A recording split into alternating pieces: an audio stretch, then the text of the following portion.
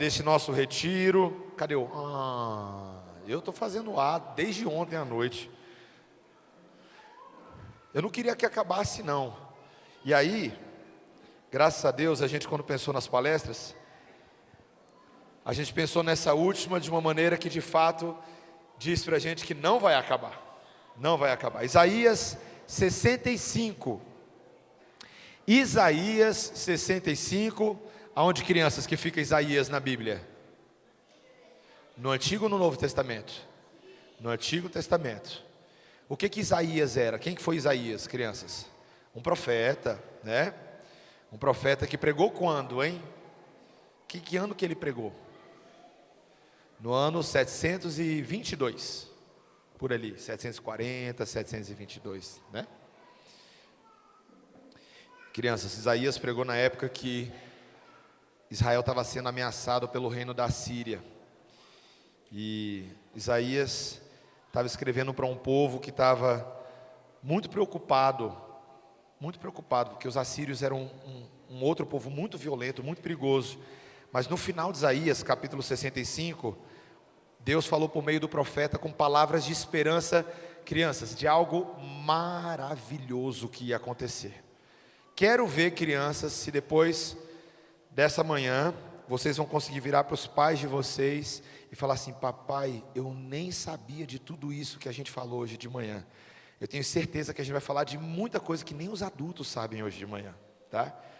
Então vamos prestar atenção. Isaías 65, são dos versículos 17 a 25. Eu peço que você ouça com muita atenção a palavra de Deus, que diz assim: pois eis que eu crio novos céus e nova terra, e não haverá lembrança das coisas passadas, jamais haverá memória delas. Mas vós folgareis e exultareis perpetuamente no que eu crio, porque eis que eu crio para Jerusalém alegria, e para o seu povo regozijo. E exultarei por causa de Jerusalém, e me alegrarei no meu povo, e nunca mais se ouvirá nela nem voz de choro, nem de clamor. Não haverá mais nela criança para viver poucos dias, nem velho que não cumpra os seus, porque morrer aos 100 anos é morrer ainda jovem, e quem pecar só aos 100 será amaldiçoado. Eles edificarão casas, e nelas habitarão, plantarão vinhas e comerão o seu fruto. Não edificarão para que os outros habitem, não plantarão para que outros comam, porque a longevidade do meu povo será como a da árvore, e os meus eleitos desfrutarão de todo as obras das suas próprias mãos. Não trabalharão debalde, nem terão filhos para a calamidade, porque são a posteridade bendita do Senhor, e os seus filhos estarão com eles. E será que, antes que clamem, eu responderei, estando eles ainda falando, eu os ouvirei. O lobo e o cordeiro pastarão juntos, e o leão comerá palha como o boi. Pó será a comida da serpente. Não se fará mal, nem dano algum, em todo o meu santo monte, diz o Senhor. Será que vocês poderiam ler comigo juntos o versículo 23? Vamos ler juntos, a sua voz? Não trabalharão debalde, nem terão filhos para a calamidade, porque são a posteridade bendita do Senhor, e os seus filhos estarão com eles. Aleluia. Vamos orar? Baixa a sua cabeça. Senhor Deus, pedimos que o Senhor nos fale por meio dessa palestra que teremos agora, que ela seja muito oportuna para nós, como igreja do Senhor, em nome de Jesus, amém. Deixa eu botar o arquivo certo aqui, meus irmãos.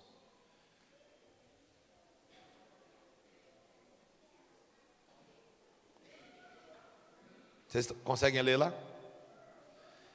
Quem consegue ler e for velho, canta.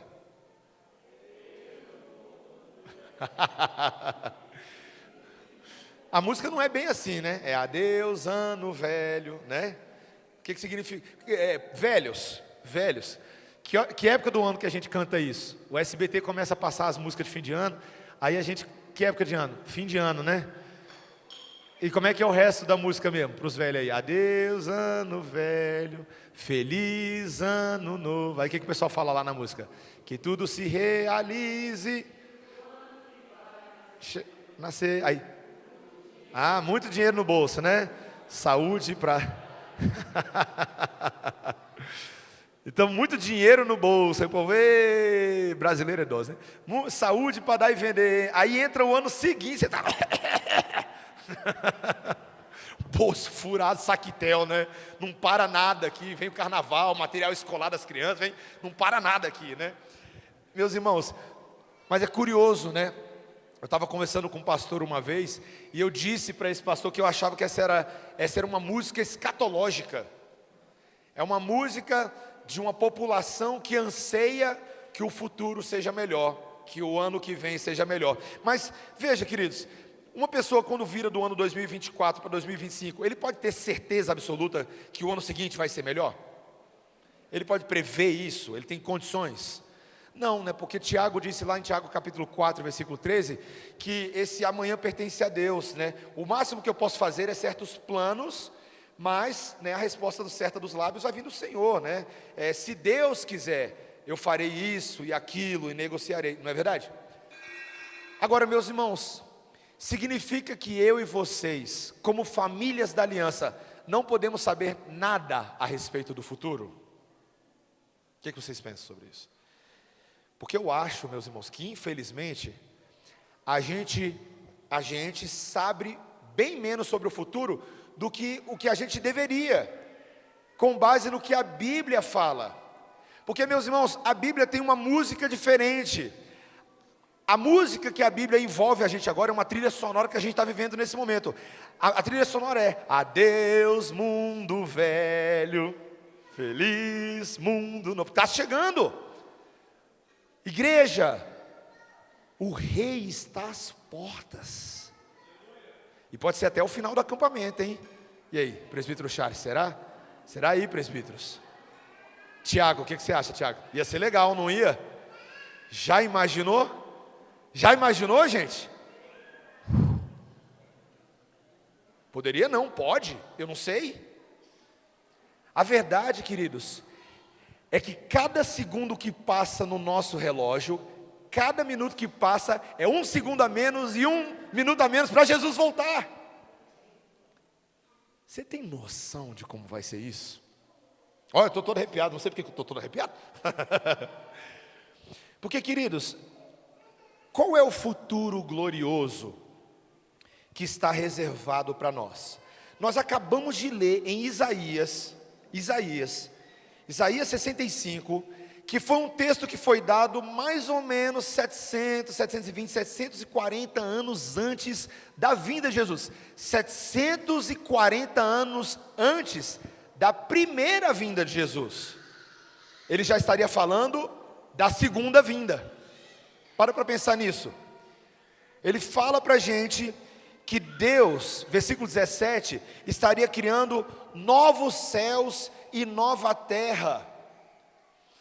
Um lugar, meus irmãos, tão impressionante, que ele faria as lembranças anteriores serem como fichinha, diante da glória, da majestade que será revelada no encontro de Deus com o seu povo, quando Deus voltar para trazer total regeneração da criação, a restauração de todas as coisas. Céus e terra passarão, com um estrepitoso barulho, é o que a Bíblia diz. E, meus irmãos, essa esperança de Isaías foi retomada por Jesus no texto que a gente leu de João 14 hoje, quando os discípulos estavam preocupados, porque Jesus estava prestes a morrer, e ele falou isso: eu vou morrer. E eles: e agora? O que vai acontecer?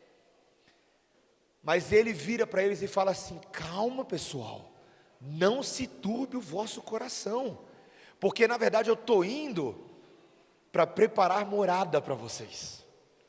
Na casa dos meus pais há muitas moradas, tem mais quarto do que nesse acampamento. Imagina um acampamento que vai caber todos os eleitos em todas as gerações, de todos os países, bilhões provavelmente. bilhões de pessoas num acampamento em que vai ter o sol da justiça brilhando todos os dias sobre nós. Meus irmãos, tem pessoas que têm medo de falar sobre o céu, porque acham uma coisa tão filme de ficção científica, acham um negócio tão fora da realidade, que eles chegam a ficar com medo. Você já viu pessoas que têm medo de falar do céu? Tem gente que fala assim: pastor, eu tenho medo. E o medo também acontece porque essa pessoa às vezes desconhece o que a Bíblia diz sobre esse futuro glorioso. Na verdade, ela tem medo de tudo que esse futuro parece que vai tirar dela. Por exemplo, tem muita gente que fala assim: olha, eu não gosto de falar sobre o céu não, porque, e a minha família? Como é que vai ser? Né? O pessoal lê essas coisas aqui em Isaías, por exemplo, né? Aqui o versículo 17, ele fala assim: e não haverá lembrança das coisas passadas. Caramba, bicho, eu já tenho que lidar com Alzheimer na terra, vou ter que lidar com Alzheimer no céu também, cara. Não vou lembrar de nada. E dá um senso de desespero, não é? Porque parece que a gente está interpretando esse versículo dessa forma. Pastor, você está me falando então que eu não vou lembrar da minha família? Eu não vou lembrar dos meus amigos? Eu não vou lembrar das coisas que eu tive na terra? Que tudo bem, a terra foi difícil, teve pecado, mas, poxa, será que eu não vou lembrar dessas coisas? Talvez algumas pessoas tenham medo de falar sobre o céu, porque elas pensem que, né? Talvez ela tenha dúvida se ela vai para o céu, né? Ainda tem, dentro de igreja, tem muitas pessoas que falam assim: cara, e se eu não for? E se eu for para o inferno? Então, na verdade, o problema delas é que a certeza da segurança, da salvação delas está meio assim, elas até dizem que creem em Jesus, mas não tem certeza absoluta que não chegar na hora H, Jesus vai falar: você não, você fica aí, você era ruim demais, meu sangue não te cobriu não. Então algumas pessoas ainda não creem, por exemplo, na suficiência da obra expiatória de Jesus. Isso é um problema. E podem ter outros problemas, né? Os outros problemas é que alguns acabam também não pensando no céu, porque acham que o céu vai ser uma coisa muito chata, não é verdade? Já viu pessoas que falam assim: pastor, olha, desculpa, mas me parece que vai ser meio chato. Porque as pessoas ainda têm aquela ideia de que todos nós seremos como anjinhos com auréola, todo mundo tocando o mesmo instrumento musical. É só harpa que tem no céu, só harpa. E no máximo um alaúde, alguma coisa assim, né? Né? Pulando de nuvem em nuvem, eternamente, até acabarem todas as nuvens.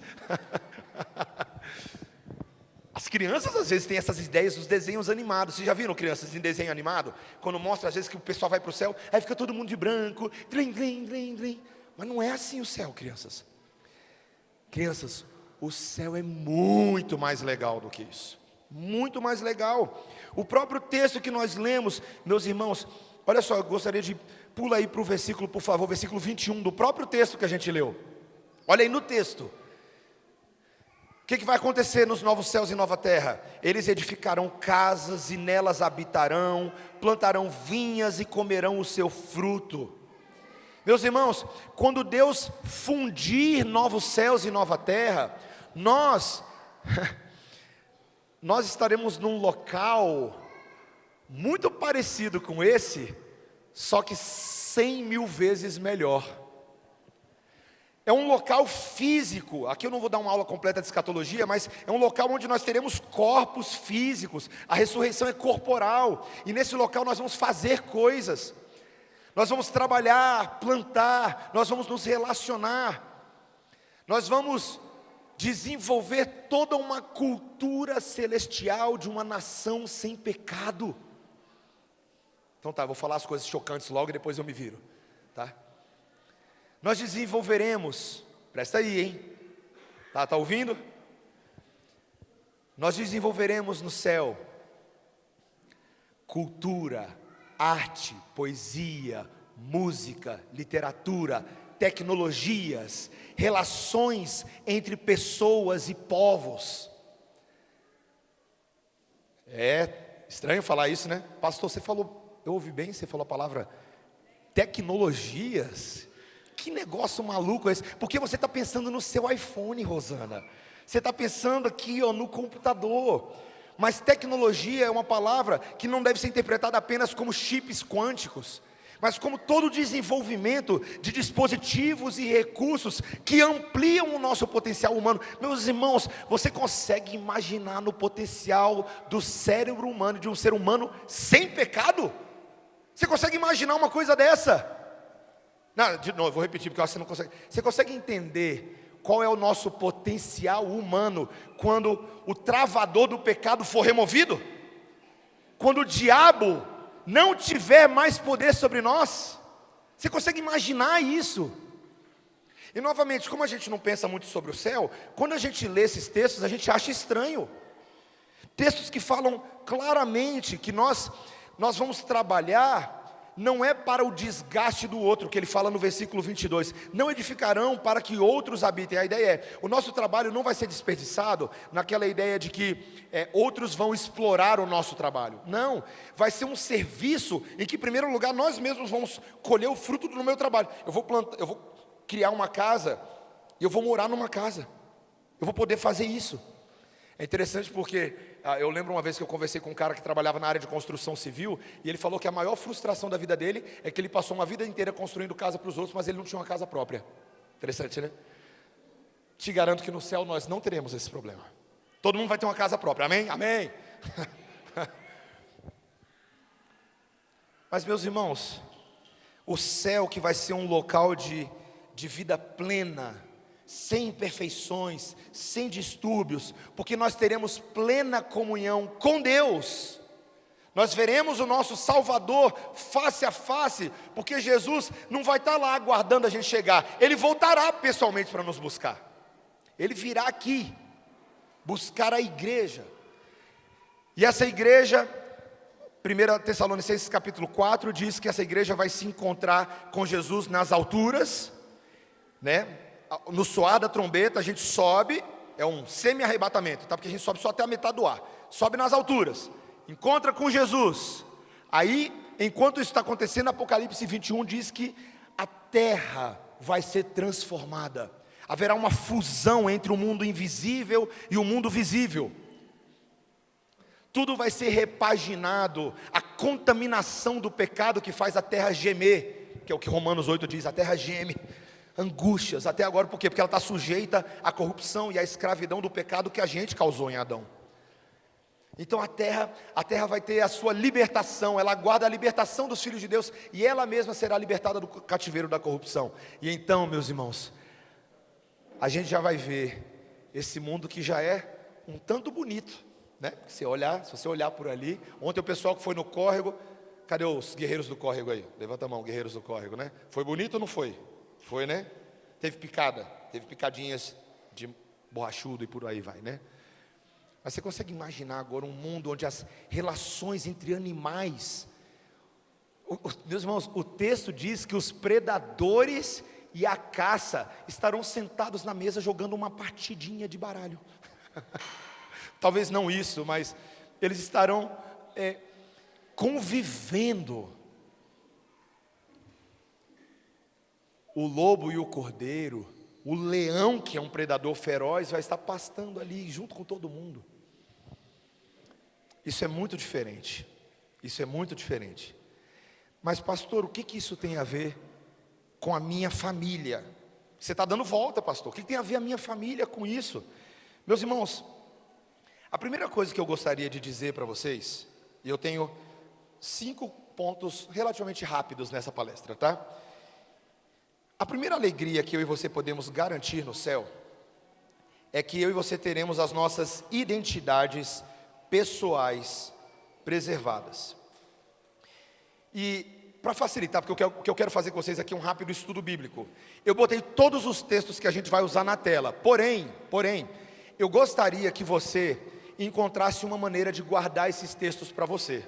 Seja anotando, né, pode tirar foto, depois eu passo o slide, o que seja. Mas eu gostaria que você tivesse argumentos bíblicos para guardar essas informações dentro de você.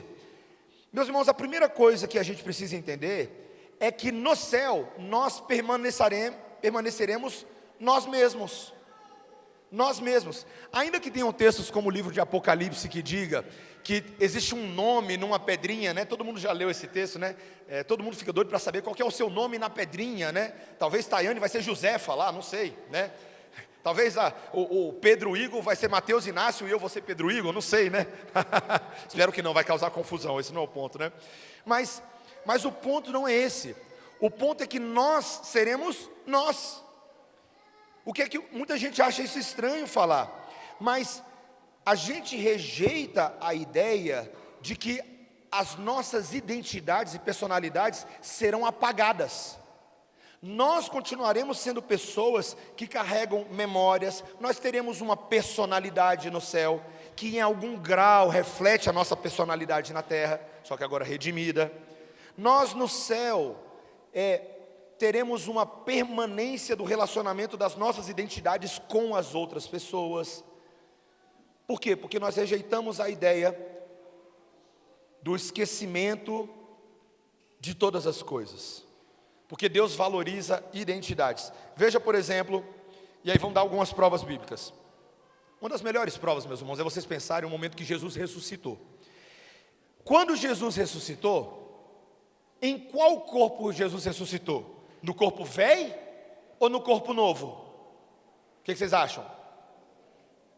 No novo, né? Então vamos lá. Vamos começar a explodir a cabecinha de vocês aí. Vamos fazer assim, ó. Puf, ok?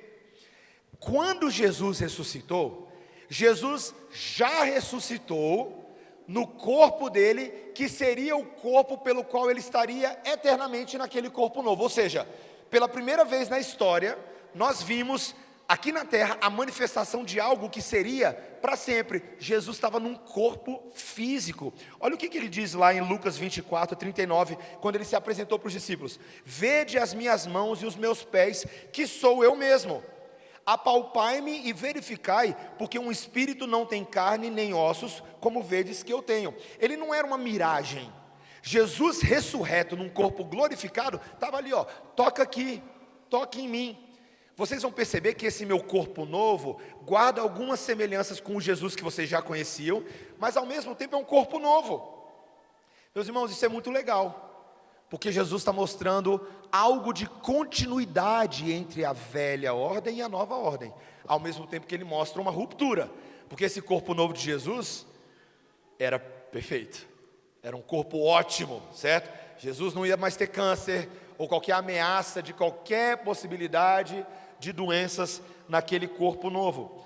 Olha que interessante o que a Bíblia diz quando ele fala assim, Paulo fala em 1 Coríntios 13, 12, porque agora vemos como em espelho obscuramente, então veremos face a face, agora conheço em parte, mas depois eu conhecerei como também sou conhecido.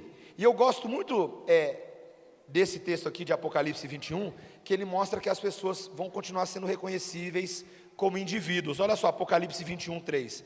Então ouvi grande voz vinda do trono, dizendo: eis o tabernáculo de Deus com os homens, Deus habitará com eles, eles serão povos de Deus, e Deus mesmo estará com eles. Estava vendo se eu estava na mesma tradução ali. Então olha que interessante, gente. A Bíblia diz que há uma preservação das nossas identidades. Deus habita no meio do seu povo. Que povo é esse? O povo que ele já conhecia antes, o povo com quem ele já tinha relacionamento. E se nós então teremos as nossas identidades pessoais preservadas, isso significa também, em segundo lugar, que nós reconheceremos nossos entes queridos. Meus irmãos, isso é tão importante. Você precisa entender que quando a Bíblia diz que nós não teremos lembrança das coisas passadas, o que a Bíblia está dizendo ali de forma até poética, é de que nós não teremos uma memória que seja capaz de nos causar dor, aflição. A velha ordem é melhor, mas não significa que não tem uma conexão entre a vida que a gente tem agora e a vida que a gente vai ter depois. E eu quero provar isso, meus irmãos, para vocês, não com textos que falam da vida lá no futuro, mas textos que mostram a vida já agora apontando para o futuro. Um dos momentos mais importantes é o momento da transfiguração de Jesus. Alguém lembra aí o que foi a transfiguração? Um momento interessante, né? O texto bíblico vai dizer que Jesus estava com os discípulos. Abre aí rapidinho em Mateus 17, para mostrar uns detalhes para você. Esse texto é bom, tá? Para você ter uma boa teologia desse assunto. Mateus 17. Lá em Mateus 17, a gente vê aqui, logo no início do texto, que 6 dias depois de Jesus ter tido ali uma conversa sobre o custo do discipulado, que o discípulo tem que levar a sua própria cruz, no versículo 1 ele fala: 6 dias depois, tomou Jesus consigo a Pedro e aos irmãos Tiago e João e os levou. Então vamos lá, quem estava junto? Jesus, quem mais? Pedro, Tiago e João. Olha lá, Jesus é Deus, Pedro e Tiago e João são apenas seres humanos que não são Deus, mas são pessoas reais de carne e osso com Jesus. E o que acontece então no versículo 2? E foi transfigurado diante dele. O que significa dizer que foi transfigurado, gente? Jesus passou ali por uma transformação gloriosa momentânea, em que a glória de Deus veio sobre ele, e o texto fala que o seu rosto resplandeceu como o sol. Ontem tentaram me convencer de que o sol é branco. Eu aceito, agora eu aceito. Para mim o sol era vermelho, mas eu descobri que são as lentes que deixam o sol vermelho. O sol é branco. Jesus provavelmente ficou ali, resplandecendo em glória, em majestade. E agora olha só que interessante, as suas vestes tornaram-se brancas como a luz. E aí o que acontece no versículo 3 então? E eis que lhe apareceram Moisés e Elias, falando com ele. Gente, Moisés e Elias, o texto diz que apareceram ali na presença de Jesus, 2 almas em formato corpóreo, tá? Por quê? Como é que foi que Moisés foi para a presença de Deus? Como é que lembra aí? Quem lembra como é que Moisés foi? Hein? Como é que Moisés partiu dessa para melhor? Sumiu, né, meu amigo? Foi tomado por Deus, ninguém sabe exatamente como é que Moisés morreu, né? Foi se encontrar com Deus e foi, né? Tipo Enoque, né? Que Deus tomou para si. E Elias, quem lembra de Elias? Só lembrar do filme, Carruagem de Fogo, né? Lembra da carruagem de fogo? Você imagina, meu amigo? De vez em quando, meus irmãos, a gente precisa lembrar dessas histórias bíblicas para você lembrar do impacto delas. Você imagina você pedir um Uber? Você pediu um Uber. Tem Uber, estou aguardando. Está chegando. Aí quando chega, é um carro pegando fogo. E você vai para nunca mais voltar. A não ser voltar para um encontro particular que Jesus tem com o profeta Moisés e o profeta Elias, 2 profetas que eram pináculos da antiga aliança e que representavam a revelação da palavra de Deus. Então olha só que sensacional, Deus permite que Moisés e Elias venham, mas olha que interessante, o que é interessante é o que ele vai falar agora. Olha só, versículo 4, então disse Pedro a Jesus: Senhor, bom estarmos aqui. Olha lá, ó. É bom estarmos aqui. Se queres, Senhor, farei aqui 3 tendas. Uma será tua, outra para Moisés e outra para Elias. Quem foi que reconheceu Moisés e Elias? Foi Pedro. Pedro olha para essas almas ali na presença de Jesus e fala: opa, Moisés e Elias. Os mesmos Moisés. Imagina para Pedro, como judeu rabínico que amava a revelação de Deus, vendo a confirmação da fé dele num encontro de gerações. Moisés e Elias, bem ali. Ele reconheceu. Ou seja, meus irmãos, quando nós estivermos no céu, na presença de Deus, a gente vai reconhecer: opa, olha lá vai Samuel, ó Samuel, Samuel, uhul, né? Ô José, fala aí, José, foi difícil lá com a mulher de Potifar, né? Conta mais, José. Nós vamos reconhecer os personagens bíblicos, mas também nós vamos reconhecer uns aos outros. Eu falo: Rosana! Rosana! Lembra daquele acampamento, Rosana? Que a gente falou que a gente ia se encontrar no céu, Rosana. Ai, como é que eu vou continuar essa aula aqui de hoje? Queridos, vocês conseguem imaginar nisso? Eu sei que foi muito bom ontem, né? Eu não acertei nenhum dardo, mas foi muito bom. Você tem noção do que vai ser isso no céu? Quando nós estivermos na presença do Senhor, vários textos falam, meus irmãos, por exemplo, a parábola do rico e do Lázaro, eu não coloquei ela toda aqui, mas é um texto que, ainda que seja uma parábola, é uma parábola, tá? Ela não é uma história verdadeira, ela não aconteceu, mas Jesus se baseia em elementos de reconhecimento. Você já reparou que naquela parábola, você tem o rico e o Lázaro, e as pessoas reconhecem essas realidades de quem já morreu, de quem já passou? Muito interessante isso, não é? Outro texto também que eu acho muito interessante é esse de 1 Tessalonicenses 2,19, que Paulo mostra claramente que os seus irmãos em Cristo serão motivo de alegria na presença de Deus, porque eles vão se reconhecer. Olha lá, 1 Tessalonicenses 2,19: pois quem é a nossa esperança, alegria ou coroa em quem nos gloriamos diante do nosso Senhor Jesus na sua vinda? Não são vocês? Sim, vocês são a nossa glória e a nossa alegria. Qual que era o grande presente para Paulo como apóstolo, de ter a sua missão cumprida? De que aqueles que foram alcançados pelo ministério dele, seriam apresentados como coroa no dia de Jesus. Isso é tão bonito, meus irmãos. Olha a conexão entre a vida agora e a vida que vem depois. A Bíblia claramente sugere que nós vamos nos reconhecer uns aos outros. Mas pastor, como é que fica a questão dos laços familiares? Que essa é a pergunta, né? Os saduceus ali tentaram pegar Jesus no pulo, lembra? Falar assim, então Jesus, hipoteticamente, vamos dizer que teve uma mulher, que ela se casou com um homem e ele morreu e foi para o céu. Aí ela se casou de novo, porque ela era viúva, estava dentro da lei, ela podia, aí casou de novo. Aí o outro morreu, foi para o céu. Aí casou de novo, morreu, foi para o céu. Aí casou de novo, morreu, foi para o céu. Eu de cara diria que o problema é essa viúva negra, gente. Essa mulher é um perigo. Falei, que história é essa dos saduceus, né? Todo mundo que essa mulher casa passa longe dela. Mas meus irmãos, eles queriam pegar Jesus no pulo, né? Eles queriam justamente questionar essa doutrina de que as pessoas vão ter uma vida ressurreta nos céus. Esses saduceus eram perigosos, viu, crianças? Mas veja, meus irmãos, claramente que a Bíblia vai dizer que os laços familiares, eles permanecem, porém há uma alteração.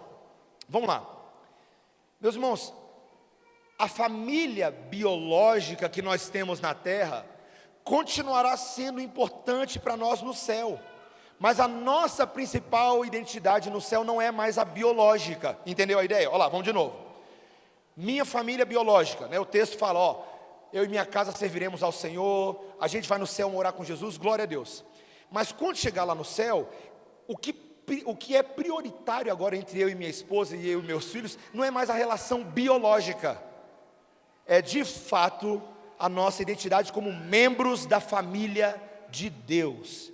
Então, meus irmãos, isso significa que os laços que nós temos agora, eles vão ser aprofundados, expandidos e amadurecidos para incorporar toda a família de Deus. Olha só que interessante esse texto de Efésios 3, porque Paulo usa uma expressão curiosa, né? Ele fala assim, por esta razão, ajoelho-me diante do Pai, do qual toda a família nos céus e na terra recebe o nome. Efésios 3, 14 e 15. Toda família no céu e na terra. Interessante essa linguagem, né? Isso aí gerou uma discussão grande entre os comentaristas, tipo assim, o que significa isso de fato? Eu posso assumir que no mínimo, Paulo está dizendo que existe um conceito de famílias no céu, mas essas famílias no céu não são mais agora apenas regidas pelas regras biológicas, ou pelos documentos cartoriais do cartório do segundo ofício de Taguatinga. Existe algo a mais, e Jesus deixou isso claro quando... eu acho que eu pulei um texto aqui. Espera aí. Tem um texto que eu acabei não botando. É o texto de Mateus 12, 48. Não precisa abrir não. Mas é aquela situação, Marcos 3 também, 31 em diante. É aquele texto que a família de Jesus tomou conhecimento que ele estava lá dentro da casa, pregando, e foram lá pegar ele. E aí eles falaram, Jesus, sua família está aí, a família biológica dele. Sua mãe e seus irmãos estão aí. E ele fala, quem é minha mãe e os meus irmãos? Pois quem faz a vontade do meu Pai que está nos céus, Este é meu irmão, minha mãe, irmã e mãe. Ele já está sugerindo escatologicamente de que a relação do céu é mais ampla do que a relação biológica, a ponto de Jesus falar uma coisa assim tão maluca para aquele pessoal: quem é meu pai, minha mãe e meus irmãos? E aí ele aponta para as pessoas aqui, ó: vocês aqui que estão cumprindo a vontade de Deus, vocês são meu pai, minha mãe e meus irmãos. Que frase, né? Mas essa é a relação que Jesus está tentando mostrar. No céu as coisas são mais diferentes. Eu particularmente gosto muito também desse de Apocalipse 7, 9 a 10. Esse é muito interessante, porque ele mostra claramente, meus irmãos, essa grande multidão de todas as nações adorando a Deus. Ó, depois dessas coisas, vi e eis grande multidão que ninguém podia enumerar, de todas as nações, tribos, povos e línguas, em pé diante do trono e diante do Cordeiro, vestidos de vestiduras brancas, com palmas nas mãos, e clamavam em grande voz dizendo: ao nosso Deus, que se assenta no trono, e ao Cordeiro pertence a salvação. Uma multidão. Eu sei que você já foi em jogos lotados do Flamengo e ficou impressionado com a nação rubro-negra. Eu sei que isso já aconteceu com você. Uma vez eu fui num jogo de futebol americano nos Estados Unidos que tinha 100 mil pessoas, um jogo universitário. E eu pensei comigo assim: cara, eu acho que eu nunca vi uma multidão tão grande. Mas aí eu lembrei que eu fui uma vez no lançamento do CD da Batista da Lagoinha, na Esplanada dos Ministérios. E eles diziam que tinha 1 milhão de pessoas lá. Eu não sei se tinha, mas tinha muita gente. Era um formigueiro humano. Mas, meus irmãos, não compara. Não compara. Essa multidão do céu não compara. E a diferença é que essa multidão do céu não é uma multidão de desconhecidos. Uma multidão de pessoas que falam assim: sai daqui, seu desconhecido, meu filho, cuidado com estranhos. Vem cá, pode vir aqui, vem cá, irmão, vem cá. Já imaginou, né? A tia Fran, o tio William Azor, pai Abraão e Sara, né? Filha, cuidado com estranhos. Não olha para o estranho, não olha. Pode sentar lá, pode sentar. Gente, no céu, você vai poder deixar o seu filho ir com qualquer um, sem medo do homem do saco, sem medo da tatuagem envenenada da porta da escola, ou da balinha com veneno de rato, sem medo dos abusadores.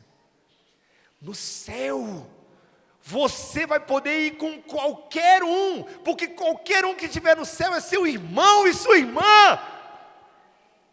Imagina isso. No céu, todo mundo é da mesma igreja. Não tem placa de igreja no céu, meus irmãos. Não posso deixar de falar que é mais forte que eu. Todo mundo vai ser presbiteriano no céu, aê! Talvez não dessa forma, né, meus irmãos? Talvez não dessa forma, né? Mas eu te garanto que esses títulos serão a menor das nossas preocupações. Porque o que vai importar no céu é aquele que nós contemplamos com os nossos olhos. Olha o Cordeiro Santo de Deus que tirou o nosso pecado. Olha lá, meus irmãos, eu já falei para os presbíteros, eu acho que no céu eu vou carregar minha plaquinha, hashtag eu já sabia, e eu vou levantar ela o tempo inteiro. Eu já sabia!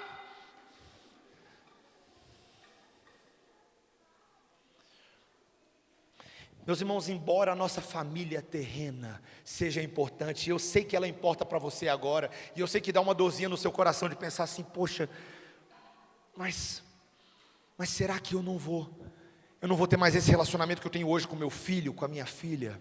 Meus irmãos, esse texto de Isaías que a gente leu, volta em Isaías 65. Esse texto de Isaías, ele misteriosamente, ele afirma para a gente uma coisa que eu nem vou me aventurar a dar explicação disso, porque já me perguntaram e eu falo: olha, eu não sei explicar. Isaías 65, logo aqui nos primeiros versículos dessa sessão aqui, quando ele fala assim, no versículo 20, Isaías 65, 20, ele fala assim: não haverá mais nela criança para viver poucos dias, nem velho que não cumpra os seus, porque morrer aos 100 anos é morrer ainda jovem. Logo no primeiro dia que eu cheguei aqui, gente, uma criança me perguntou, gente, no primeiro dia, sem saber o que eu ia pregar, a criança me perguntou: pastor, no céu eu vou ser criança?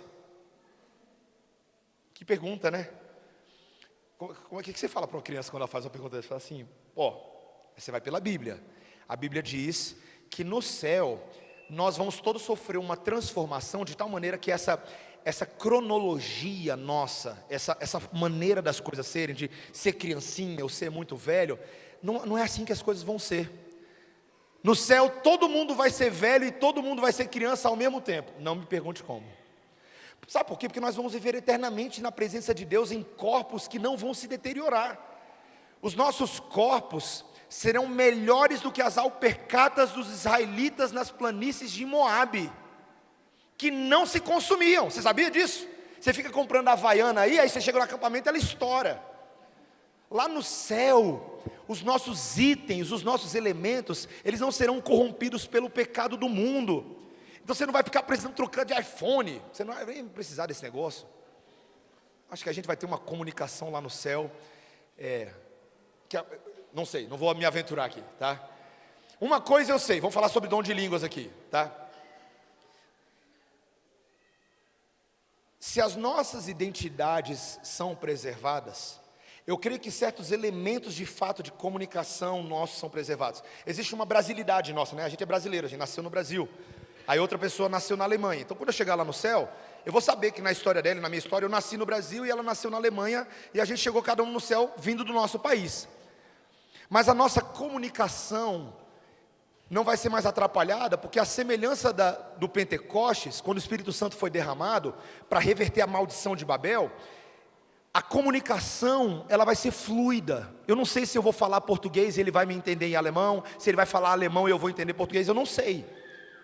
Mas eu sei que as barreiras que nos separam vão cair por terra. Isso é muito bom, porque você vai poder conhecer os irmãos do avivamento nas Ilhas Fiji, e vai poder perguntar para eles, cara, fala como é que foi esse avivamento aí, como é que vocês jogavam rugby, e aí veio um avivamento, que história é essa? Você vai poder perguntar para as pessoas, você vai poder se relacionar com pessoas de todas as culturas, de todos os países, porque é uma grande multidão adorando a Jesus. Pastor, mas e o casamento? E o casamento, pastor? Porque, pastor, eu lembro que lá em Mateus, deixa eu ver aqui. Gente, sumiu, está aqui outro. É o de Mateus 22:30, tá? Em Mateus 22:30, o argumento dos saduceus era Jesus, e aí, ela vai ser casada com quem? E aí Jesus diz, porque na ressurreição, nem casam, nem se dão em casamento, são porém como os anjos do céu. Então as pessoas acham que Jesus está falando que a gente vai virar anjo. Não vai casar por quê? Porque vai ser anjo, e com a asa grande não dá para ficar casado. Meus irmãos, não é isso. Quando ele fala que nós seremos como os anjos, não é que a gente vai ser anjo. Vamos estudar língua portuguesa, o presbítero Charles me ajuda. Comparação metafórica, metonímia. Tem que ter aula, né, de língua portuguesa, né? O pessoal lê, nós seremos como os anjos. Aí acha que o texto falou, nós seremos anjos. Não, meus irmãos, a gente não vai ser anjo não. Nós seremos a semelhança dos anjos. Ou seja, as relações hierárquicas que regem os relacionamentos entre os anjos vão ser parecidas com as nossas vão ser parecidas com as deles. Meus irmãos, deixa eu falar uma coisa para os casais casados aqui. Eu realmente não creio que no céu nós perderemos nossas conexões com os nossos cônjuges.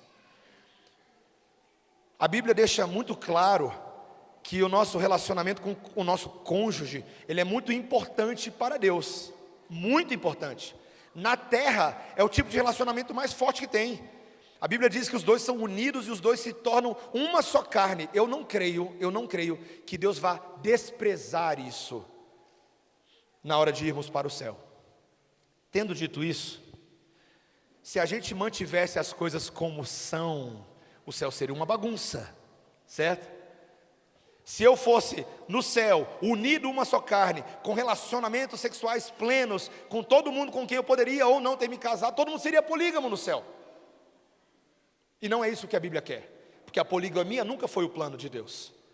Então certamente no céu, Deus vai manter a importância de laços conjugais, mas sem que isso seja definido pelos laços biológicos, sexuais.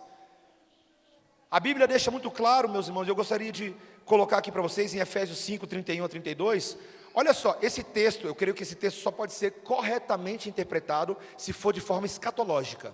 Ele vai falar: por isso eis porque deixará o homem a seu pai e a sua mãe, e se unirá à sua mulher, e se tornarão os dois uma só carne. Grande é este mistério, mas, na verdade, eu me refiro a Cristo e à igreja. O casamento terreno, ele é um reflexo do nosso casamento entre Cristo e nós, como igreja. E aqui eu preciso, adultos, não tem relação sexual entre Jesus e a igreja, não é verdade? Não tem isso. E ao mesmo tempo está tudo bem entre a gente, não é? Ele não é o noivo e nós somos a noiva, e nós não temos essa demanda de, para que o nosso relacionamento com Jesus fosse completo, a gente teria que ter intimidade sexual com ele. Seria uma coisa absurda falar, não é verdade? Então veja bem, como é possível ter intimidade com alguém, mesmo que você não tenha aquele aspecto da intimidade sexual. E eu vou falar aqui uma coisa assustadora. Isso seria possível, inclusive, entre casais terrenos, em situações muito excepcionais. Eu e minha esposa conhecemos um casal nos Estados Unidos, apesar de eu e o pastor Tiago nem combinamos de falar isso ontem, mas que é assunto polêmico, né, pastor? Conhecemos um casal nos Estados Unidos que ele era um cadeirante paralítico das pernas para baixo. E ela, esposa, conheceu ele na internet, já se casou com ele sabendo que ele era paralítico. E ela, no seminário, sempre levando ele para cima e para baixo. E é óbvio que eu e Débora, a gente via aquilo e falava assim: cara, como deve ser difícil uma coisa dessa. Imagina você não ter condições de fazer aquilo que os casais casados mais almejariam fazer, né? Deve ser uma coisa terrível. Aí de repente ela aparece grávida. A gente, opa, funciona. Foi interessante aquilo, né? E eu ainda, a gente poderia pensar: mas será que ela está grávida dele? Tá sim, é dele. Interessante, né? Deus, ele faz o que ele bem entende, ele supera o que ele bem quer superar, ele dá impedimento a quem ele quer dar impedimento. Bendito seja o nome do Senhor em todos os momentos. Isso é um mistério. Mas perceba, relacionamentos sexuais não são imprescindíveis à vida celestial. Veja bem, eu estou falando com muita cautela, porque eu sei que existem teólogos reformados que vão defender que existe uma possibilidade de que esses casais casados se mantivessem casados no céu e tivessem relacionamento, inclusive lá no céu. Eu não sei se eu tenho conhecimento profundo para poder afirmar isso. As minhas evidências bíblicas, pela forma que eu interpreto a Bíblia, diria que não. Eu respeito, sei que alguns, eu já estou antecipando, porque eu sei que alguns de vocês estão pensando no reverendo Heber Campos Pai, e ele escreveu isso num livro, e ele falou categoricamente. Então eu respeito muito o reverendo Heber, ele é um dos nossos mentores, ele é um dos nossos chefes, né? Mas a gente de vez em quando discorda de algumas coisinhas. Então assim, é só para deixar claro para vocês, que eu sei que alguns teólogos que vocês vão ler, falam outras coisas. Então a gente está tentando trabalhar aqui, biblicamente, essas posições, tá? E meus irmãos, por fim então só recapitulando, esse é o final da minha palestra. A gente falou primeiro, vamos ler junto aí, me ajuda só para todo mundo fixar, vamos lá? Primeiro, nossas identidades pessoais irão continuar. Segundo, reconheceremos nossos entes queridos. Terceiro, laços familiares no céu, nós teremos laços familiares. Quarto, o papel do casamento no céu, nosso casamento com Cristo em primeiro lugar, e assim uns com os outros. Mas por fim, meus irmãos, graças a Deus os nossos laços serão profundos e aperfeiçoados. Meus irmãos, terminando essa palestra do acampamento, viver em família aqui na terra dói ou não dói? Dói? Às vezes não é dentro da sua casa não, mas você fala assim: você tem aquele primo, aquela tia. Alguns de vocês aqui têm pais descrentes, não é? Pai descrente, mãe descrente, irmão envolvido com drogas, adultérios, divórcios. Família nesse mundo é um negócio muito pesado. Mas meus irmãos, o que nós podemos esperar em termos de esperança em relação aos eleitos, aos salvos de Deus, porque a nossa oração tem sido essa, não é, igreja? A nossa oração tem sido para que Deus verdadeiramente salve todos os da nossa casa, amém? Vocês creem nisso? Vocês querem isso? Eu quero chegar lá no céu com Débora, Daniel, Melissa, Dona Eudalva, seu Jair, a gente vai encontrar lá, já está lá. Quero encontrar lá meu pai, minha mãe, Lucas, Marina, quero minha família comigo lá, Jardel, Luciana, Davi, Gabriela, Keila, Fred, Lucas, Dona Lúcia, todos os meus familiares, Marlô, Marilane, gostaria de ver todas minhas tias, meus tios, todo mundo no céu. Mas eu quero chegar lá de boas com todo mundo. Eu quero chegar lá bem com todo mundo. Eu não quero chegar lá no céu brigando com a minha esposa, ou brigando com os meus filhos. Eu quero chegar lá no céu, meus irmãos, sabendo e tendo a certeza de que Deus vai enxugar toda lágrima dos nossos olhos, como família. Porque lá não vai ter morte, não vai ter luto, não tem pranto, não tem dor, porque as primeiras coisas passaram, e eis que tudo vai se fazer novo lá no céu. Lá no céu, as nossas demandas uns com os outros serão pacificadas. A gente vai falar, como o pastor Tiago falou ontem, a gente vai falar e não vai entender torto o que o outro falou. Vai falar, não, eu entendi exatamente o que você quis dizer. Deus vai aplacar a dor dos nossos corações e vai nos consolar, e Ele já tem feito isso hoje, porque o Espírito Santo de Deus hoje, que já é as primícias daqueles que estão em Cristo, né? Quem já ressuscitou em Cristo, eu não sei se você já ressuscitou, eu já ressuscitei. Eu já passei pela primeira ressurreição. Todo mundo que crê em Jesus já passou pela primeira ressurreição. Então, se você tem as primícias da vida ressurreta, do ainda não, do que a gente vai alcançar, esse Consolador já começa a enxugar minhas lágrimas hoje. Ele já começa a consolar minha dor hoje. Meus irmãos, olha que lindo. A antecipação de uma vida que nós viveremos desse jeito. Olha o ideal de Deus. Olha lá. Pois assim também é a ressurreição dos mortos. Semeia-se o corpo na corrupção. Perdão, eu estou no texto errado, meus irmãos, desculpa. Eu pulei um texto. Eu estou lendo 1 Coríntios 15, 42. Só espera aí, não lê lá na tela não. Assim é a ressurreição dos mortos. Semeia-se o corpo na corrupção, ressuscita na incorrupção. Semeia-se desonra, ressuscita em glória. Semeia-se em fraqueza, ressuscita em poder. Semeia-se corpo natural, ressuscita corpo espiritual. Se há corpo natural, há também corpo espiritual. Meus irmãos, Deus vai transformar as relações naturais. Tudo vai ser melhor. E por fim, a vida no céu vai ser assim, como a vida que a gente tem que viver hoje, só que de forma perfeita. Olha lá. Revesti-vos, pois, como eleitos de Deus, santos e amados, de ternos afetos de misericórdia, de bondade, de humildade, de mansidão, de longanimidade. Suportai-vos uns aos outros, perdoai-vos mutuamente, caso alguém tenha motivo de queixa contra o outrem. Assim como o Senhor vos perdoou, também perdoai vós. Acima de tudo, olha só o último versículo, olha o versículo 14. Acima de tudo isto, porém, esteja o amor, que é o vínculo da perfeição. O amor é o vínculo da perfeição. No céu, nós estaremos vinculados perfeitamente em amor uns aos outros. Só que vocês repararam que o texto, por mais que ele esteja falando da perfeição, não está falando de uma perfeição que vai começar só lá no futuro. As sementes da perfeição são imperativos para agora. Não é para você chegar no céu para esperar tudo isso começar. É agora. Não é que você vai se revestir como eleito de Deus. Revesti-vos agora. Versículo 13. Suportai-vos agora uns aos outros. Perdoai-vos agora uns aos outros. Versículo 14. Acima de tudo esteja o amor. É agora.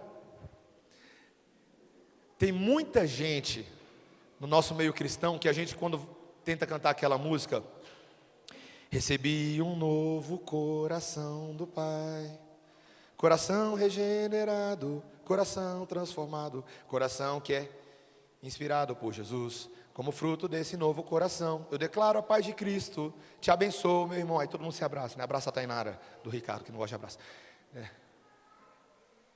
Aí como é que vem depois? Antes.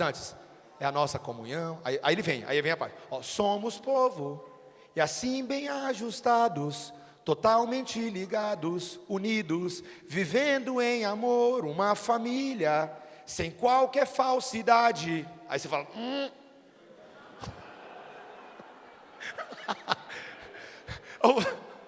O cara está na igreja com o coração fechado. Uma família.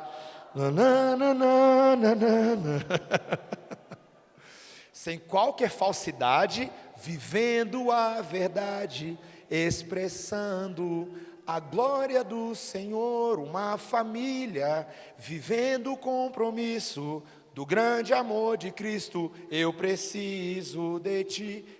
Gente, essa música é linda, tá? Essa música é linda. Só que a gente fica com vergonha de cantar porque a gente não tem coragem de declarar que não tem falsidade entre nós. Só que você entendeu o que o texto está falando? Sim, eu sei que um dia a gente realmente não vai ter falsidade, mas começa agora. Começa agora, a ponto de eu poder cantar essa música com a cara lavada e com fé em Jesus. Eu quero crer sim que hoje, começando nessa igreja, não vai haver falsidade entre nós. Que a gente vai se tratar uns aos outros em amor, em serviço, em cuidado. E não em falsidade, para a gente ficar com vergonha de falar da nossa comunhão. Não, meus irmãos, eu espero que a nossa comunhão seja sem falsidade, para o mundo ver a gente e falar assim, qual é a dessa família? Qual é a esperança deles? Porque, meus irmãos, a esperança nossa é essa aqui, ó. Essa é a nossa esperança. É adeus mundo velho, feliz mundo novo. Jesus está às portas, meus irmãos. O rei está voltando. E que o rei desde já corte do nosso meio a falsidade, a hipocrisia, o egoísmo, o orgulho. Para que nós possamos amar como Ele ama, servir como Ele nos serve, cuidar como Ele cuida, perdoar como Ele perdoa. E meus irmãos da equipe verde, meus amigos queridos, cadê os irmãos da equipe verde? Pode levantar a mão aí. Irmãos da equipe verde, pode levantar mesmo de verdade. Irmãos da equipe verde, William, meu amigo, William, Joy, meus amigos e irmãos, perdoem a gente da equipe branca se a gente ofendeu vocês ontem. De verdade, de verdade. Não era o que a gente queria. Acabou, foi um momento difícil, mas perdoa a gente. Porque os nossos relacionamentos são maiores do que isso. Que a gente pratique isso, meus irmãos. Pratique isso. E que o Senhor nos ajude, meus irmãos, a vivermos assim de verdade. Cadê a equipe de música? Equipe de música. Vocês são bons músicos.